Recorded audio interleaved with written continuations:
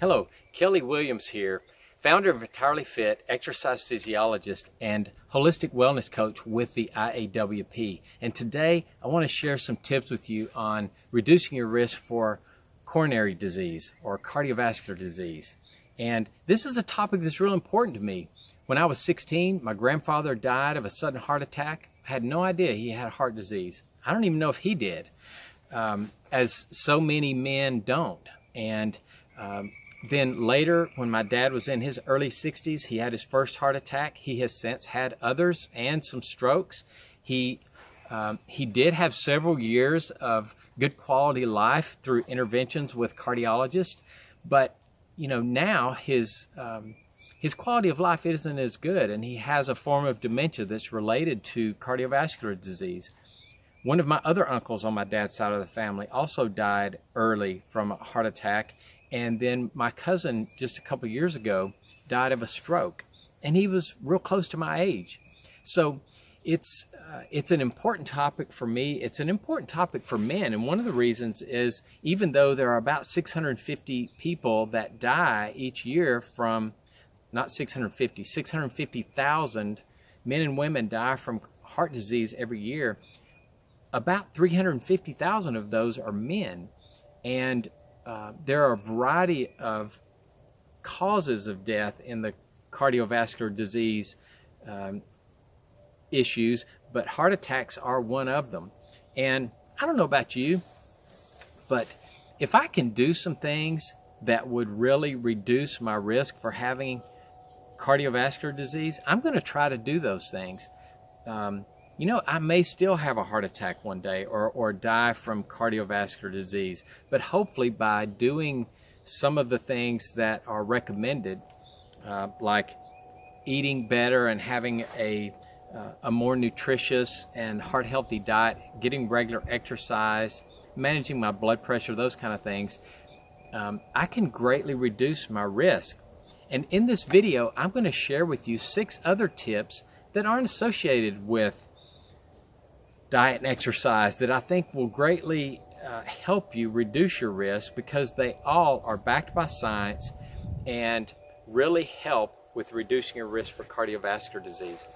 So, with that being said, tip number 1 is make sure you're getting enough good sleep.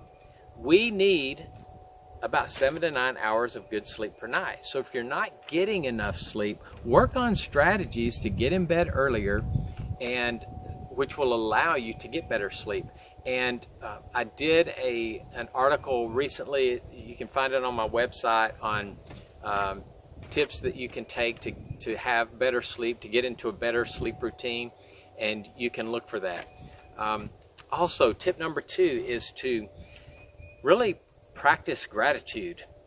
I've put together a worksheet that is different than journaling. If you like to journal and think of things that you're grateful for each day, that's great. And I highly recommend that you do that, because that can certainly put you in that mindset.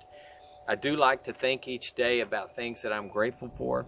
But I put together a worksheet that really allows you to think outside of what you might normally just think of being grateful for. I think sometimes we kind of think of the same things, but this is a worksheet that will help you really expand your thoughts on the things to be grateful for in your life, and you literally can come up with hundreds of things that you're grateful for and reflect on them from time to time. And I think it really puts you in a mindset of gratitude when you realize in abundance how many things you really do have to be grateful for. And I think it will also give you an opportunity to even think outside of the worksheet and other areas of your life where you can find that you're grateful. Now, tip number 3, meditate and practice some breathing exercises. Meditation and breathing are definitely backed by science that will help you not only reduce stress, but also they help your cardiovascular system and help your blood pressure. And it's not easy to do, so it's something that you need to set aside some time for to practice. And even just start with a little bit. You could start with 1 or 2 minutes a day. It could even be part of your spiritual practice as well, where you have some prayer time in with that if you want. But the breathing exercises that I do in meditation is I just focus on my breathing. When my mind wanders, I refocus on my breathing, and I just do a belly inhale and into my chest, and then exhale. Nothing too deep or nothing, long exhales too much. Just kind of normal breathing, maybe a little deeper than normal, and just focus my attention on my breathing.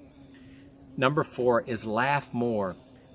We are bombarded with so many decisions that we have to make every day, and it seems like we can get in a routine of just taking everything too serious if we're not careful. So look for ways to find humor in your everyday, and don't take yourself too seriously. Laugh when you make a mistake or do something embarrassing.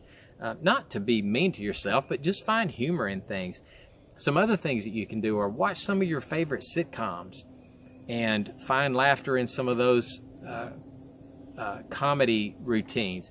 Look for some of your favorite comedians and rewatch some of their old routines. But find ways in your everyday to laugh more and find humor and smile. Now, tip number 5 is form positive relationships, or really work on the relationships in your life. Definitely, if you're married or you have a significant other in your life, work on making that relationship strong and whatever you have to do, or stronger. And really that just comes from supporting one another and fostering that relationship, and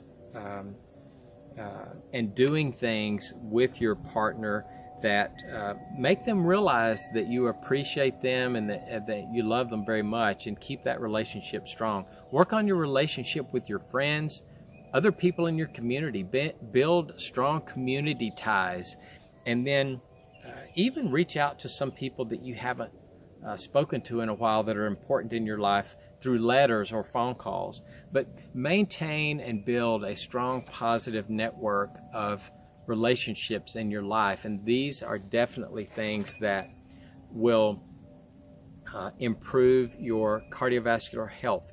And then the last thing is do what I'm doing right now. Get outside as often as you can.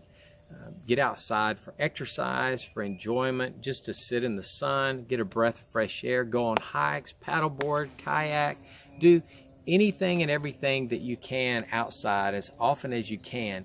And that certainly is backed by research that being outdoors reduces stress, it improves your mood, and those things in turn help your heart and your cardiovascular system. So I hope these tips help. I hope you enjoy them. You can visit me at Entirelyfit.com. And if you need help with some of these risk factors, some accountability and motivation, and some assistance with putting together a routine that will help you lose weight, reduce your risk for heart disease, and have more energy, definitely reach out to me and I'll be glad to help you. And then until next time, be grateful, be well, and keep trying to be entirely fit. Have a great day. Bye-bye.